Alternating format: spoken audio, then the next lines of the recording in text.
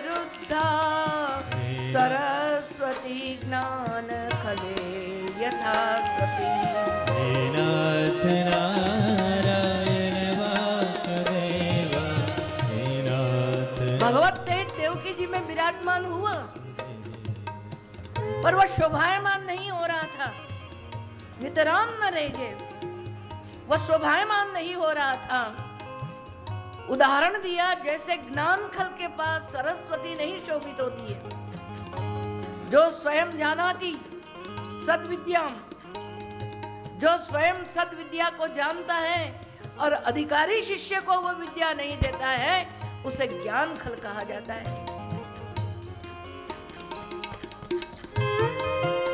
या कारागृह में जहां उस तेज को देखने वाला कोई नहीं था, अतः देवकी जी का वह तेज उतना देदीप्यमान पूरे विश्व को नहीं कर सकता था।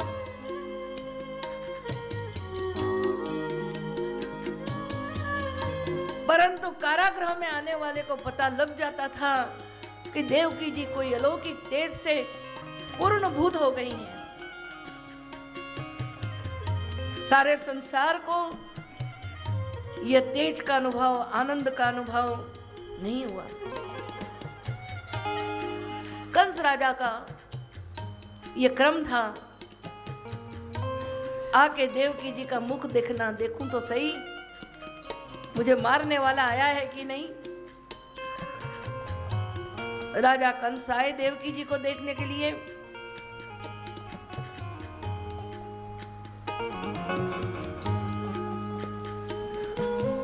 और कंस राजा समझ गए, यन्न पुरेय मित्रुषि, इतनी देदीप्यमान देवकी कभी पहले नहीं थी, आज क्यों देदीप्यमान दिख रही हैं?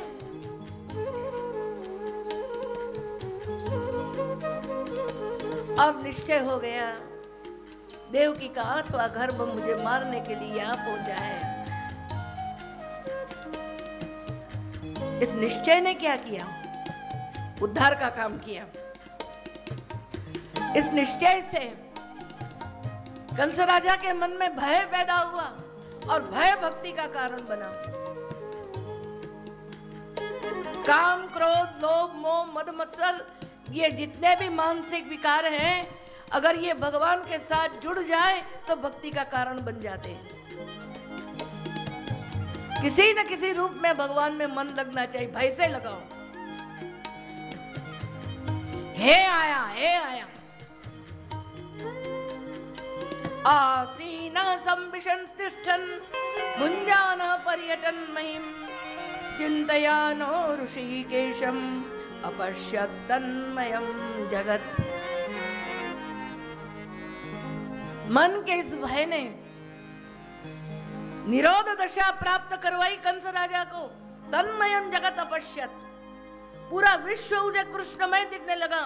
इधर देखता है तो कृष्ण है, उधर देखता है तो कृष्ण है, इधर देखता है तो कृष्ण है, चारों ओर उसे कृष्ण ही कृष्ण नजर आने लगे। हे आया, हे आया, हे आया। और भय पागल कर देता है, जिससे हम भयभीत होते हैं ना, वही बार बार दिखता है। हे आया। एक भाई मुझे बोल रहे थे, मुझे नींद नहीं आ रही है, क्यों? तो मुझे भय लग रहा है। किसका भय लग रहा है? इनकम टैक्स का।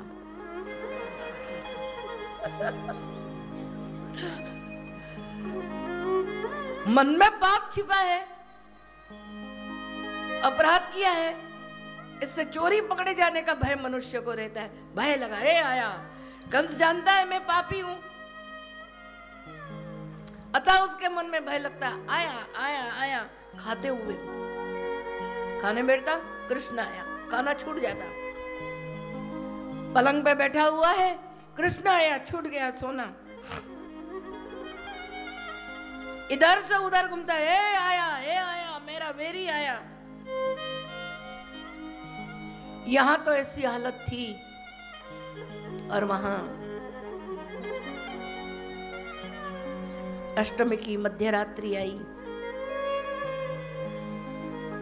पहली घड़ी में भगवत प्रागट्य वसुदेव जी के यहां हुआ है।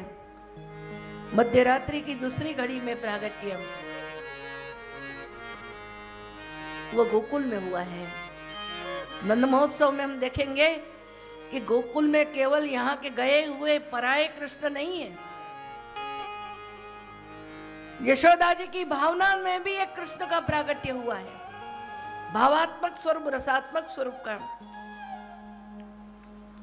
16 श्लोक में देवों ने भगवान की स्तुति की। सत्याव्रतम सत्य परम त्रिसत्यम कृष्ण गोविंद हरे मुरारी सत्यस्य योनिं निहितं च सत्ये कृष्ण गोविंद हरे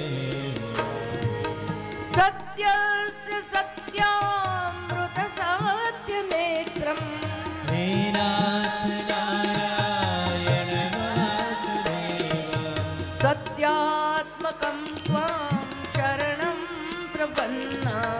गोविंद दामोदर माधवेति 16 श्लोक में स्तुति की।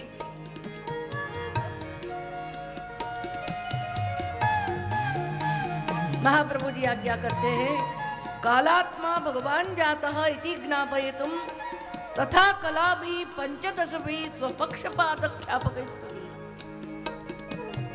एक महीने के कितने दिन? 30। और शुक्ल पक्ष का कितने दिन का? 15 दिन। और फिर कृष्ण पक्ष 15 दिन। तो ऐसा माना जाता है शुक्ल पक्ष देवों का है और कृष्ण पक्ष दैत्यों का है। भगवान ने देव काल का पक्षपात किया।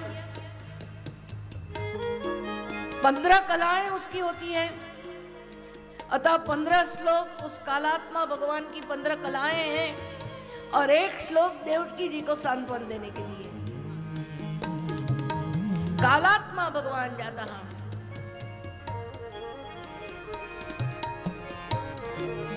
कालात्मा भगवान ने 4 प्रकार का पक्षपात किया।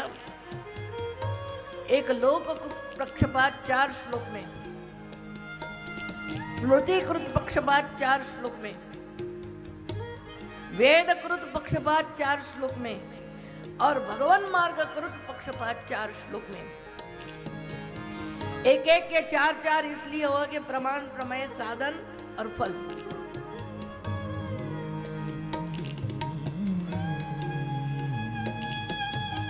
लोक में सत्यमेव प्रमाणम।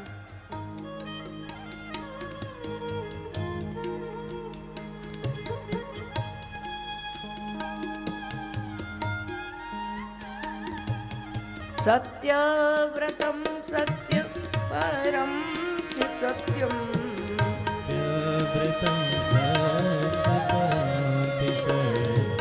सत्य ही जिसका व्रत है, संकल्प है। भगवान जो संकल्प करते हैं उसे सिद्ध करके दिखाते हैं। भगवान का व्रत क्या है, संकल्प क्या है? स्वयं गोवर्धन लीला में आएगा, भक्तों की रक्षा करना यह मेरा व्रत है। सोयम में व्रत आहिता।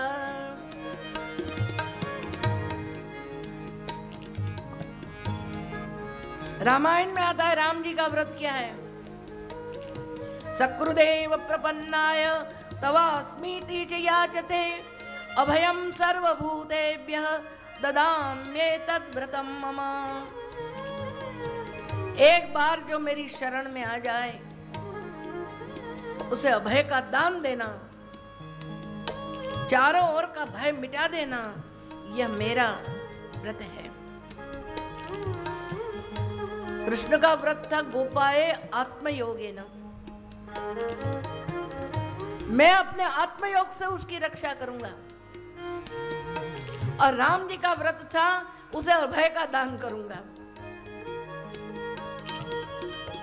इसीलिए भगवान श्री राम धनुष्य बाण लेकर घूमते हैं जो उसे निर्भय बना दे, और कन्हैया माखन मिश्री लेके घूमते हैं।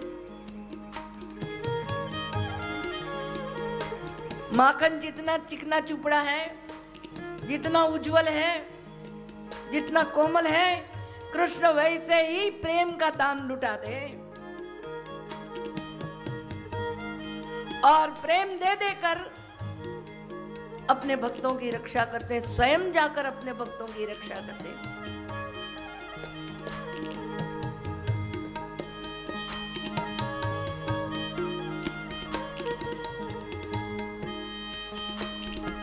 परिदृश्यमानम जगदेव प्रमेयम,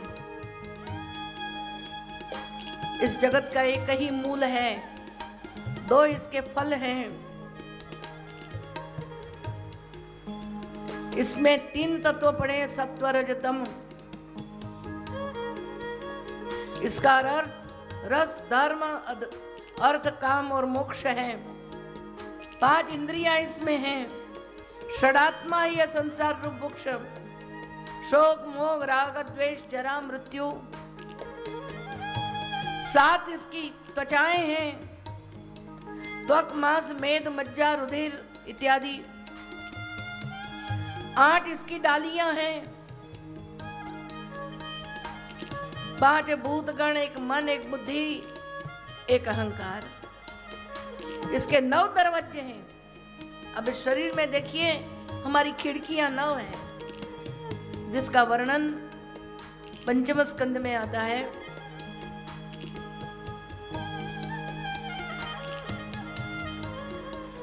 सुंदर 9 दरवाजे वाला यह पुरंजन आख्यान में आता है। 10 दशक्षरी 10 उसके पत्ते हैं, वो हमारे 10 प्राण हैं।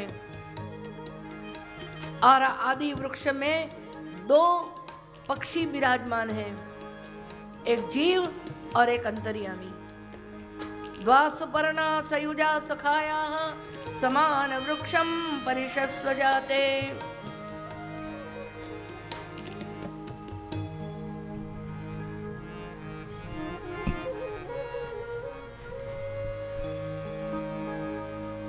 बड़ा सुंदर यह देवों की स्तुति का वर्णन है।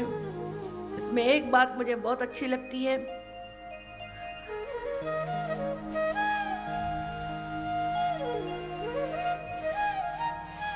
देवों ने कहा, महाराज जितने भी भगवदीय जन हो गए, आपके चरण कमल की नौका लेकर पार हो गए और चरण कमल की नौका को पीछे छोड़ गए। शरणागति का मार्ग दिखाते गए और हम जितने लोग हैं सब अंदर बैठ के पार हो जाए ऐसा रास्ता दिखाते गए। देवों ने कहा, प्रभु हम जानते हैं ऐसे कई लोग हैं जो केवल अपने बलबूते पर मुक्ति पाना चाहते हैं। सांख्य योग में आप देखोगे वहां कोई ईश्वर प्रणिधान केवल साधन मात्र है। सांख्य में, योग में केवल साधना के बल से ही वो मुक्ति प्राप्त करना चाहते हैं। ऊपर तक चढ़ भी जाते, परंतु चढ़ने के बाद भगवत आश्रय न होने से गिरने का डर उन्हें रहता है। न जाने कब ऊपर से गिर जाएं। ये विंदाक्ष विमोक्तमानिनः त्वय्यस्तभावाद विशुद्ध बुद्धया। परंतु जो सुंदर श्लोक मुझे लगा वो यह है, हे माधव जो आपके बने हैं वो विघ्नों के सिर पर पांव रखकर बेड़ा पार कर जाते हैं।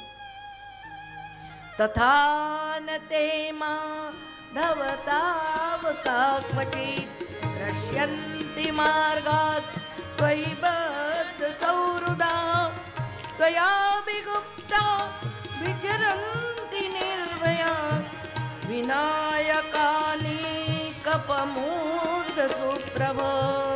कृष्ण गोविंद हरे मुरारी।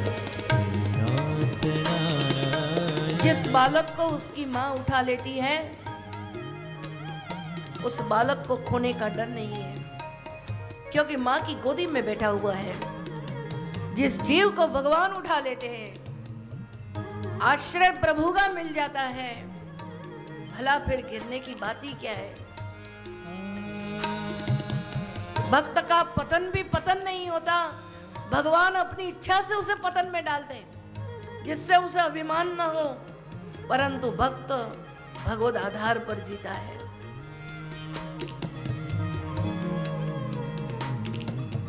द्वया भी गुप्ता विचरन्ति निर्भया।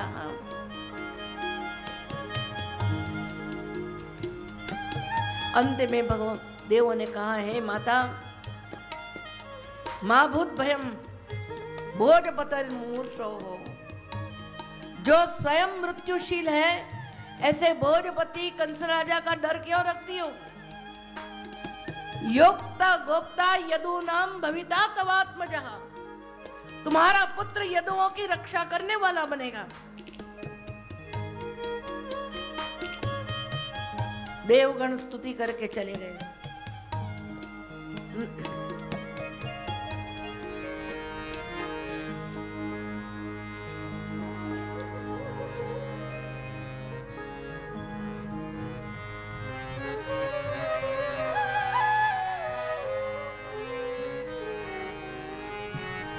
कारागृह में भगवत प्रागट्य का समय आया।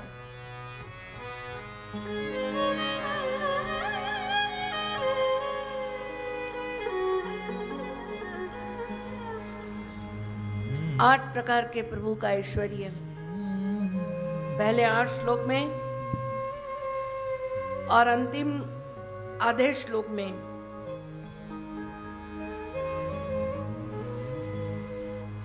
भगवत प्रादुर्भाव का सुंदर वर्णन यहाँ 8.5 श्लोक में है।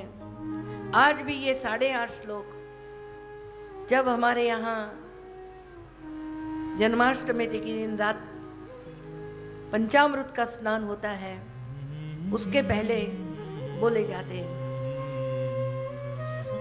अथ सर्वगुणोपेतः काल परमशोभनः यर्हेवा जनजन्मर्क्षं शान्तर्क्षग्रहतारकम्।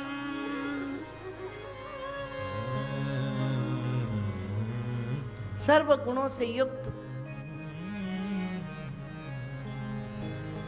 परम शोभायमान काल,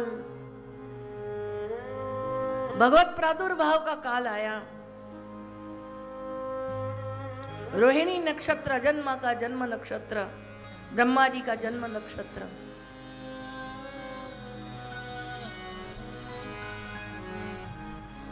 श्री महाप्रभु जी आज्ञा करते हैं,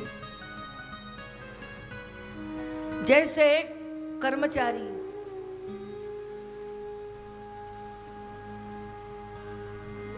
मालिक के आने पर अपने सभी गुणों को प्रकट करने का प्रयास करता है, वैसे ही यहाँ काल ने भी अपने में विराजमान जितने अच्छे अच्छे गुण थे, सब गुणों को प्रकट करने लगा। ग्रहों के अच्छे गुण, नक्षत्र के अच्छे गुण, तारा चंद्रबल के अच्छे गुण,